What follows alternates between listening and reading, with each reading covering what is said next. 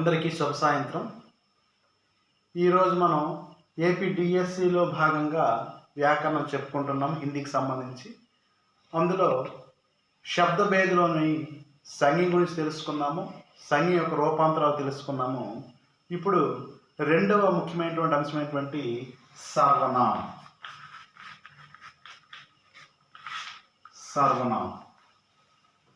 సర్వనామం అంటే ఏంటి? చాలా ఈజీ టాపిక్ ఇది. సర్వనామం అంటే నామవాచకానికి బదులుగా వాడినటువంటి దాన్ని సర్వనామము అంటారు. संज्ञा के बदले आने वाले शब्द को क्या कहते हैं? सर्वनाम कहते हैं. संज्ञा के बदले आने वाले शब्द. ప్రతిసారి మనం మాట్లాడేటప్పుడు నామవాచకం పేరుని పెట్టలేము. పేరు పెట్టకుండా ఆ పేరుకి బదులుగా మనం కొన్ని పదాలను వాడుతుంటాం. అవే ఏంటంటే మై అని కానీ, తూ అని కానీ, తుమ్ అని కానీ, ఆప్ అని కానీ, వహ్ అని కానీ, యహ్ అని కానీ, ఏ అని కానీ, వే అని కానీ, ఇలా మనం చెప్పుకుంటూ పోతాం. సో ఇవన్నీ కూడా ఏంటంటే నామవాచకానికి బదులుగా వాడే శబ్దాలు. వీటినే సర్వనామాలు అంటారు. సర్వనామాలు అంటే నామవాచకానికి బదులు వాడేది. ఏ విధంగా అయితే నామవాచకంలో మనం రకాలు నేర్చుకున్నాం. నామవాచకం అనేది ముఖ్యంగా 5 రకాలుగా ఉందని చెప్పుకున్నాం. అలాగే సర్వనామం కూడా దీంట్లో కూడా రకాలు ఉన్నాయి. ఎన్ని అంటే 6 రకాలు. ఎన్ని రకాలండి? 6 రకాలు. ప్రతి సర్వనామం అంటే ఇవే వస్తుంటాయి, కానీ వీటికి కూడా ప్రత్యేకమైన పేరు ఉంది. అవి 6 రకాలు. అందులో మొదటిది మనం నేర్చుకునేది ఏంటంటే పురుషవాచక సర్వనామం. పురుషవాచక సర్వనామం. పురుషవాచక అంటే కేవలం పురుషని కాదండి. దీనికి ఎందుకంటే పెట్టాడు, ఈ పురుషవాచక సర్వనామం అనేది తిరిగి 3 రకాలుగా ఉంది. అదే ఉత్తమ పురుష్, మధ్యమ పురుష్, అన్య లేదా ప్రథమ పురుష్. ఉత్తమ పురుష్, మధ్యమ పురుష్, అన్య లేదా ప్రథమ పురుష్. సో ఉత్తమ పురుష్ అంటే అర్థం ఏమిటి? ఎవరైతే మాట్లాడుతుంటారో మాట్లాడే వ్యక్తి తన పేరుకు బదులుగా ఉపయోగించే శబ్దాలు ఏవైతే ఉంటాయో వాటిని ఉత్తమ పురుష సర్వనామాలు అంటారు. ఇప్పుడు నేను మాట్లాడుతున్నాను, నా పేరు శ్రీధర్. సో నేను నా పేరు బదులు ఏమంటున్నాను చెప్పండి? నేను నేను నేను అంటున్నాను. సో అదేంటవుతుంది? గడిగడికి నా పేరు చెప్పలేను కాబట్టి నా పేరుకి బదులుగా వాడుతుంటాను. నేను మాట్లాడేవాడిని, వినేవారు మీరు. సో మీ పేరు బదులుగా మాట్లాడేవాడిని మధ్యమ పురుష అంటారు. ప్రథమ పురుషుడు అర్థం చెప్పండి? మాట్లాడేవాడు, వినేవాడు కాకుండా ఇంకా వేరే వ్యక్తి, అతడు, ఆమె, అది అంటాం. చూశారు కదండి? వాటినే అన్య పురుషుడు, ప్రథమ పురుష అంటారు. సో దీన్ని సింపుల్గా మనం గుర్తుపెట్టుకోవడానికి తెలుగులో ఒక చిన్న సూత్రం ఉంది. తాను ఉత్తమ, ఎదుట మధ్యమ, ఎక్కడో ప్రథమ.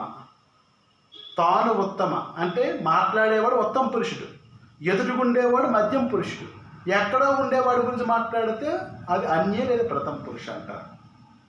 సో తాను అంటే అర్థం చెప్పండి? నేను నేను నేను, దాన్నే ఉత్తమ పురుష అంటారు. మాట్లాడేవాడు తన పేరుకి బదులుగా వాడేది.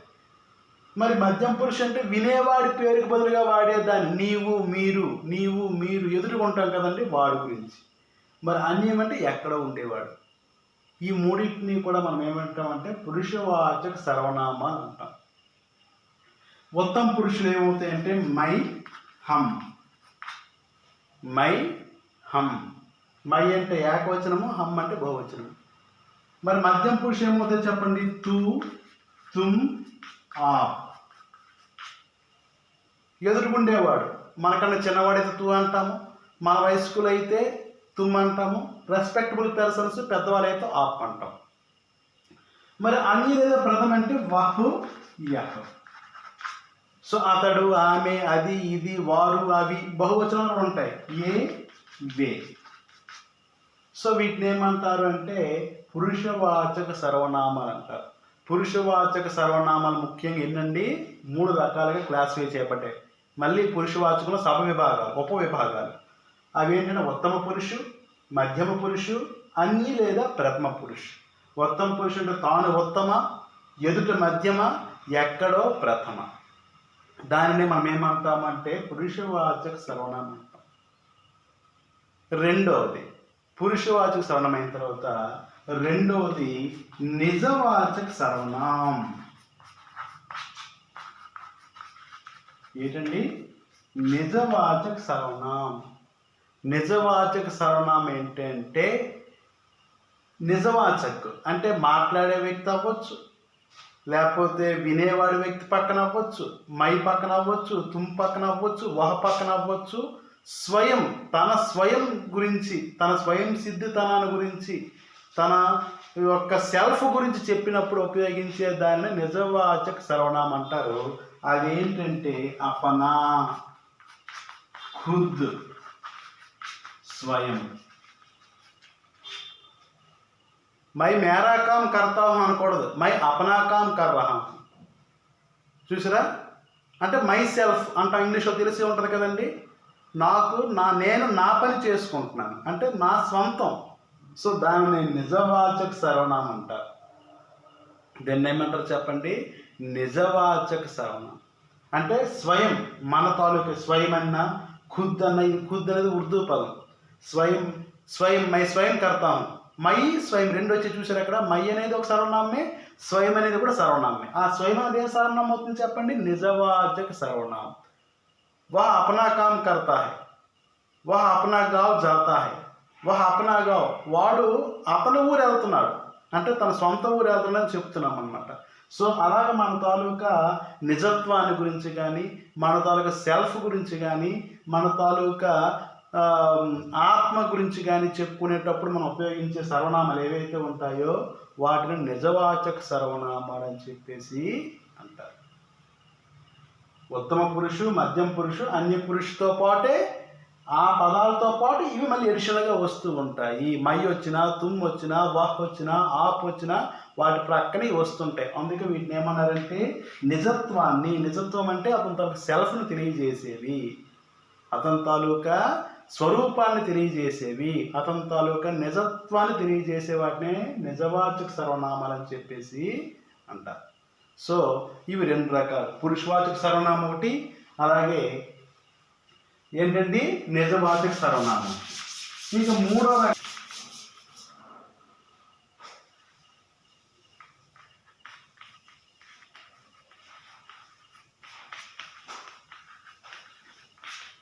నిశ్చయ్.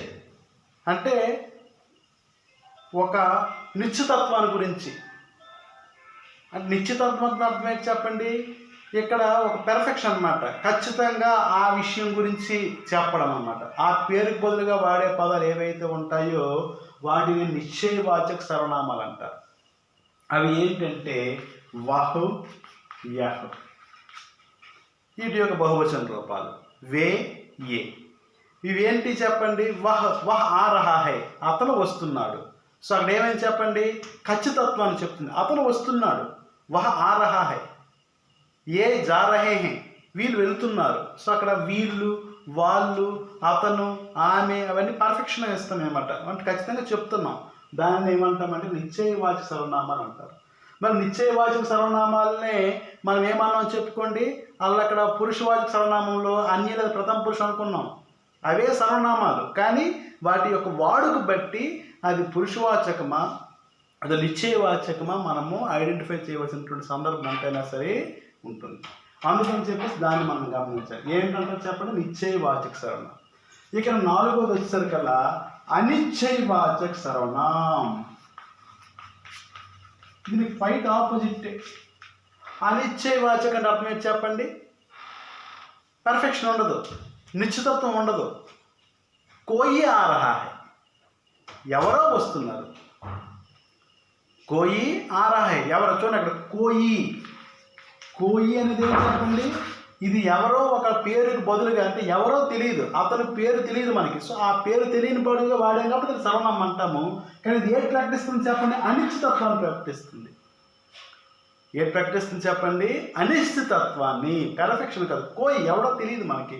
కోయి ఆ రహా హై, కోయి కుచ్ ఇవి ఉన్నాయి కదండి, వాటిని ఏమంటారు అంటే అనిశ్చయవాచక సర్వనామాలు అంటారు. సబ్, ఓకే, అనిశ్చితత్వం ఏంటి అనేది మనకు తెలియదు. అటువంటి సందర్భంలో వచ్చినటువంటి వాటిని ఏమంటారు అంటే అనిశ్చయవాచక సర్వనామాలు అంటారు. ఇక 5వది ఏంటంటే ప్రశ్నవాచక సర్వనామం. చూడండి, సర్వనామం అంటే మెయిన్ కాన్సెప్ట్ పేరుకి బదులుగా వాడేది, అది గుర్తుంచుకోవాలి ఎప్పుడు కూడా. సో ప్రశ్నవాచక చూడండి, క్యా, కహా, కౌన్. ఈ ప్రశ్నలు వేసుకున్నాం అనుకోండి. క్యా అంటే ఏమిటి, ఏమిటంటే ఒక వస్తువు పేరే కదా చెప్తాం. కహా అంటే ఎక్కడ, అది ఒక ప్రదేశం పేరే కదా. కౌన్ అంటే ఎవరు, అది ఒక వ్యక్తి పేరే కదా వస్తుంది. అంటే వీటికి మనం ఇలా ప్రశ్నలు వేసుకుంటే మనకు వచ్చేవి ఏంటి చెప్పండి, నామవాచకాల ఆన్సర్లు వస్తాయి. సో ఆ నామవాచకం తెలుసుకోవడం కోసం చెప్పేసి మనం ఈ సర్వనామాలు మనం ఉపయోగిస్తున్నాము, తెలుసుకోవడం కోసం ఉపయోగిస్తున్నాము, ప్రశ్నించడం కోసం ఉపయోగిస్తున్నాం. కాబట్టి వీటికి ఆ పేరు ఏమొచ్చింది చెప్పండి, ప్రశ్నవాచక సర్వనామాలు వచ్చాయి. అంటే ఈ ప్రశ్నలు వేసుకుంటే, ఈ పదాలతో ప్రశ్నలు వేసుకుంటే మనకు ఆన్సర్ ఏమొస్తుంది చెప్పండి, ఖచ్చితంగా నామవాచకం వచ్చి తీరుతుంది. సో ఆ నామవాచకానికి బదులుగా, ఆ నామవాచకం అంటే ఆ పేరుకి బదులుగా మనం వాడే ప్రశ్నలు కాబట్టి ఏమంటాం చెప్పండి, ప్రశ్నవాచక సర్వనామం అని చెప్పేసి అంటాం. లాస్ట్ వచ్చేసరికల్లా సంబంధవాచక సర్వనామం, అదే జో. దాంతో పాటు వచ్చినటువంటి నిత్య సంబంధి ఏంటి చెప్పండి, సో. మన ఉపవాచకాలు జో ఆ రహా హై, జో జో అక్కడ అంటాం చెప్పండి. జో అంటే అక్కడ కూడా ఏమైంది చెప్పండి, నిశ్చితత్వం అనిశ్చితత్వం కాదు, రెండు కాంబినేషన్ వస్తుంది, అందుకే సంబంధం. జో ఆ రహా హై, ఎవరైతే వస్తున్నారో వహ్ మేరా బాయి హై, లేదా సో మేరా బాయి హై, ఎవరైతే వస్తున్నారో అతను నా తమ్ముడు. అంటే అక్కడ ఏమైంది చెప్పండి, సంబంధాన్ని, ఆ రెండు వాక్యాల మధ్యన సంబంధాన్ని మనం కలపడం కోసం ఆ వ్యక్తి పేరుకి బదులుగా చూడండి, ఆ వస్తున్నటువంటి వాడే మా తమ్ముడు అంటే మా తమ్ముడి పేరు ఉంటుంది, కానీ ఆ పేరు చెప్పలేదు, ఆ వస్తున్నటువంటి వాడే అంటున్నాము. సో అక్కడ జో సో, దానికి నిత్య సంబంధం ఏమవుతుంది చెప్పండి, సో అవుతుంది. సో ఇలా జో సో వీటిని ఏమంటారు అంటే సంబంధవాచక సర్వనామాలు అని చెప్పేసి అంటారు. ఇవి ఎక్కువగా రెండు వాక్యాలు కలిపేటప్పుడు వస్తూ ఉంటాయి. ఏటి వస్తాయి చెప్పండి, రెండు పదాలు కాదు, రెండు వాక్యాలు, ఉపవాక్యాలు మనం నేర్చుకుంటాం రేపు పొద్దున వాక్య సంరచనకి వెళ్ళినప్పుడు.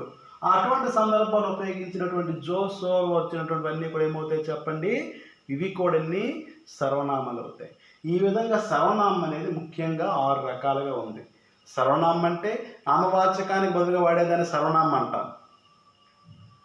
సర్వనామం ముఖ్యంగా 6 రకాలు ఉన్నాయి. అందులో ఒకటోది పురుషవాచక సర్వనామం, అది మళ్ళీ 3 రకాలుగా ఉంది. ఉత్తమ పురుషు, మధ్యం పురుషు, అన్య పురుషు.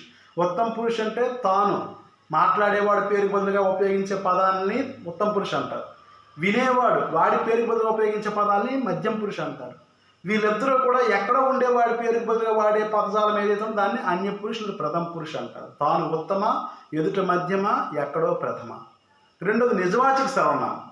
ఈ నిజవాచకం చెప్పండి, ఏవైతే ఉత్తమ, మధ్యమ, అన్య పురుషులు మనం నేర్చుకున్నాం వాటితో పాటు వాళ్ళ నిజత్వాన్ని కానీ, వాళ్ళ స్వయాన్ని కానీ, వాళ్ళ తన సెల్ఫ్ని కానీ సూచించడానికి ఉపయోగించే సందర్భాలు వాడినటువంటి దాన్ని ఏమంటాం చెప్పండి, నిజవాచక సర్వనామం అంటాము. అది అపన అంటాము, స్వయం అంటాము, ఖుద్ అంటాం. తుమ్ అపనా నామ్ బతావు అంటాం. తుమ్హారా నామ్ బతావు అనకూడదు, తుమ్ అపనా నామ్ బతావు, నువ్వు నీ పేరు చెప్పు, అది అర్థం అక్కడ. అందుకే మై, తూ, తుమ్, ఆప్, వాతో పాటు అది వస్తుంది. ఖచ్చితంగా అది వచ్చిందంటే అది ఏమవుతుంది చెప్పండి, ఎట్టి పరిస్థితుల్లో అది నిజవాచక సర్వనామం అవుతుంది. ఇక మూడవది ఏమవుతుందంటే నిశ్చయవాచక సర్వనామం. నిశ్చయవాచకం అంటే ఏంటని చెప్పాను, నిశ్చితత్వాన్ని తెలియజేస్తుంది. ఆ వ్యక్తుల గురించి అవ్వచ్చు, ఆ వస్తువుల గురించి అవ్వచ్చు, నిశ్చయత్వం. దాన్ని వహు యహు అంటాం. వీటి బహువచన రూపాలు కూడా మనం తీసుకుంటాం. అనిశ్చయం అంటే చెప్పండి, పెర్ఫెక్షన్ ఉండదు, అనిశ్చితత్వాన్ని ప్రదర్శిస్తాయి, ఆ పేరు బదులుగా వస్తాయి. కోయి, కుచ్చు, సబ్ అవన్నీ కూడా. ఇక్కడ ప్రశ్నవాచక అంటే చెప్పండి, ప్రశ్నిస్తాం, ప్రశ్నించడానికి ఉపయోగించే సర్వనామాలు. ఇవి ఉపయోగిస్తామని అర్థం చెప్పండి, వచ్చే ఆన్సర్ ఏట్ అవుతుంది, నామవాచకం అవుతుంది. అందుకే వీటిని ఏమన్నారంటే వీటిని ప్రశ్నవాచక సర్వనామాలు అన్నారు. ఇక లాస్ట్ వన్ వచ్చేసి సంబంధవాచక సర్వనామం. ఇది రెండు వాక్యాలు కలిపేటప్పుడు మనం ఉపయోగిస్తుంటాము. దానినే మనం ఏమంటామంటే జోసో అంటాం. ఈ రెండు కూడా నికట నిత్య సంబంధీకులు, ఈ రెండు కూడా. వీటిని సంబంధవాచక సర్వనామం అని చెప్పేసి అనడం అనేది జరుగుతుంది. Okay, thank you.